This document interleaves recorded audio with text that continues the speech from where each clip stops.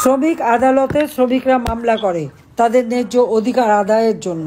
ইউনূস তাদের সঙ্গে চিটিং করে, আলোচনার নামে একটি ফান্ড রাখে, কিন্তু সেই ফান্ড শ্রমিকরা রাজি হয়। সেই ফান্ড থেকে শ্রমিকদের টাকা না দিয়ে সেখান থেকে 25 কোটি টাকা নিয়ে সে ঘুষ দেয়।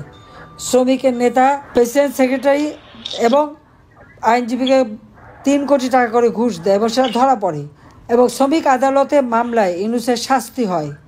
ইউনূস যখন সরকার গঠন করলো, যখন শপথ নিল, তখন কিন্তু সে দণ্ডপ্রাপ্ত আসামি, একজন দণ্ডপ্রাপ্ত আসামি, শ্রমিকের অধিকার কেড়ে নিয়ে শ্রমিক আদালতে সাজাপ্রাপ্ত।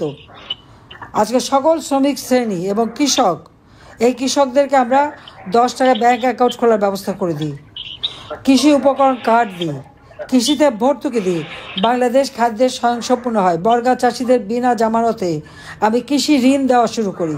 আমাদের যুব সমাজ যাতে কাজ করতে পারে তাদের জন্য কর্মসংস্থান ব্যাংক করে বিনা জামানতে 2 লাখ টাকা নিয়ে ব্যবসা করতে পারে, সেই ব্যবস্থা আওয়ামী লীগ সরকারই করে দিয়েছিল। কাজে আমি এইটুকু বলবো যে আওয়ামী লীগ সবসময় এদেশের কৃষক, শ্রমিক, মেহনতি মানুষের পাশে আছে। আজকে 4-5 লাখ ছাত্রছাত্রী পরীক্ষা দিতে পারে না, তাদের পড়াশোনার সুযোগ নাই, একটা ভবিষ্যৎ জেনারেশন নষ্ট করে দিচ্ছে।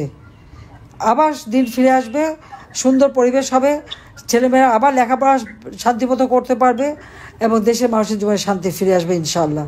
জয় বাংলা, জয় বঙ্গবন্ধু, বাংলাদেশ চিরজীবী হোক। খোদা হাফেজ।